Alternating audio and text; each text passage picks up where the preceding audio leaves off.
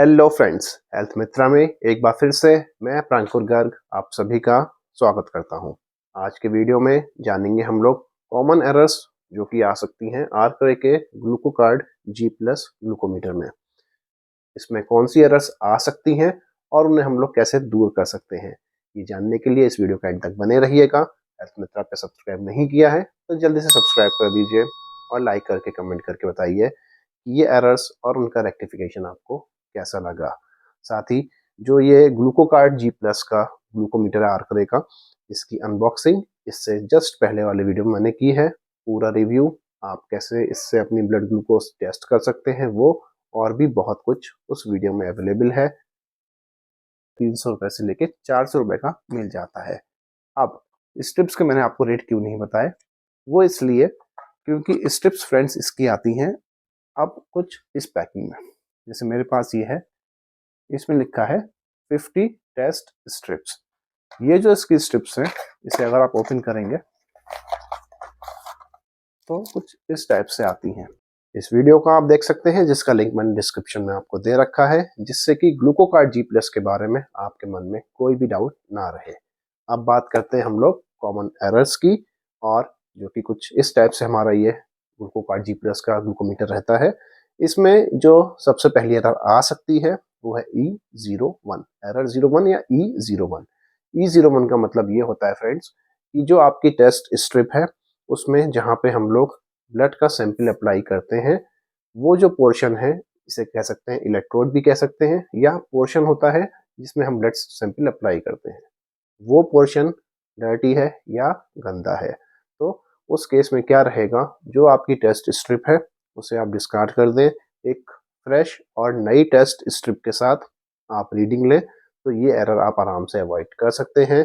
E01 is basically the test strip is not proper, dirty है, या हो सकता है कोई और इम्प्योरिटी लगी हो, या हो सकता है किसी दुर्घटनावश उसमें ब्लड सैंपल भी आ गया हो और आपने गौर ना किया हो। तो इस तरह से आप E01 दूर कर सकते हैं। नेक्स्ट एरर जो आ सकती है वो है E04, और E04 फ्रेंड्स तब आती है जब जो इसमें आप बैटरी यूज कर रहे हैं वो खत्म हो गई है या एग्जॉस्ट हो गई है। तो इस केस में आप एक फ्रेश और नई बैटरी यूज करें तो ये एरर आप अवॉइड कर सकते हैं। कोई भी आप ब्रांडेड CR2032 2032 करके इसकी बैटरी आती है राउंड शेप में, ब्रांडेड आप ले सकते हैं, पैनासोनिक है, ड्यूरासेल है, और भी कई सारी ब्रांड्स अवेलेबल है। जो आपको ठीक लगता है वो बैटरी आप इसमें यूज कर सकते हैं। चलते हैं अगली एरर की तरफ।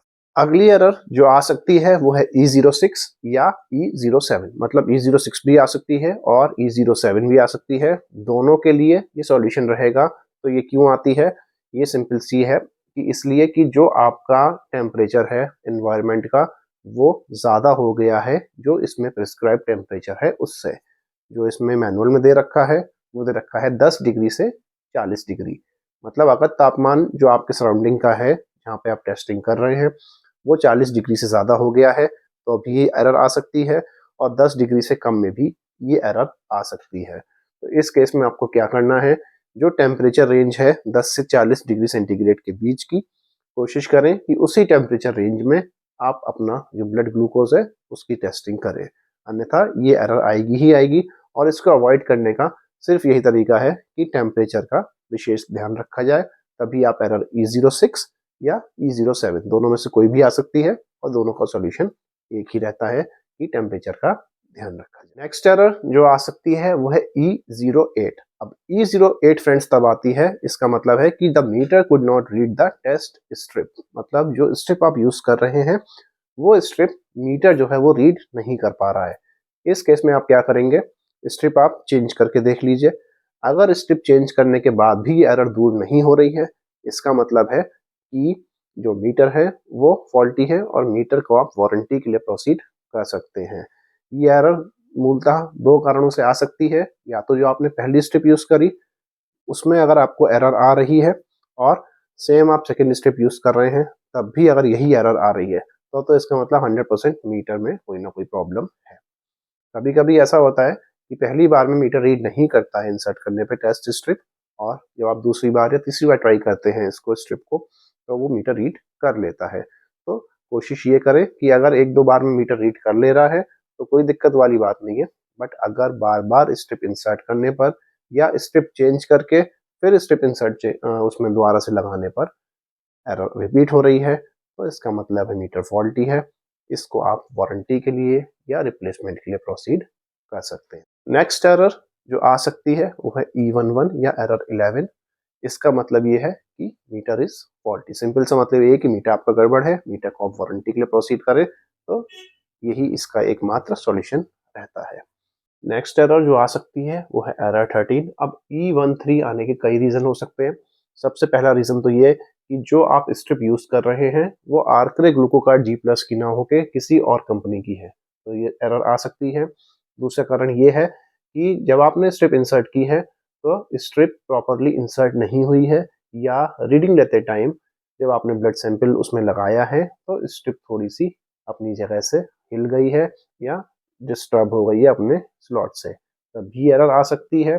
या जो स्ट्रिप आपने यूज की है वो ऑलरेडी यूज्ड है और उस पर ऑलरेडी ब्लड सैंपल लगा हुआ है, तब भी ये एरर आ सकती है। इस केस में आपको क्या करना है, अगर स्ट्रिप यूज्ड है तो कुछ नहीं कर सकते। अगर आप दूसरे ब्रांड ग्लूकोमीटर की स्ट्रिप लगा रहे हैं तो वो स्ट्रिप ना लगाएं, क्योंकि वो आप कितना भी स्ट्रिप लगा लें इससे उसमें रीडिंग नहीं आएगी। जिस ब्रांड का ग्लूकोमीटर आप यूज कर रहे हैं उसी ब्रांड की ग्लूकोज स्ट्रिप्स उसमें फंक्शनल होती है। तो आर्करे ग्लूकोकार्ड G+ में आपको आर्करे ग्लूकोकार्ड G+ की ही स्ट्रिप यूज करनी है, तभी ये एरर आप अवॉइड कर सकते हैं। अब चलते हैं नेक्स्ट एरर की तरफ। नेक्स्ट एरर जो आ सकती है वो है E21, और E21 एक सिस्टम एरर है। इसमें आप कुछ नहीं कर सकते, इसमें सिंपली सा इसको डिस्ट्रीब्यूटर के पास आप ले जाएं तो ये रिप्लेसमेंट के लिए चला जाएगा। अगली एरर वो है E23। E23 friends similar error रहती है जो मैंने बताई थी आपको इन्वायरमेंट के लिए, मतलब 10 से 40 के बीच में अगर आप यूज कर रहे हैं तो ठीक है, अन्यथा ये एरर E23 भी आ सकती है। नेक्स्ट एरर या जो सिंबल होता है वो कुछ इस टाइप का होता है।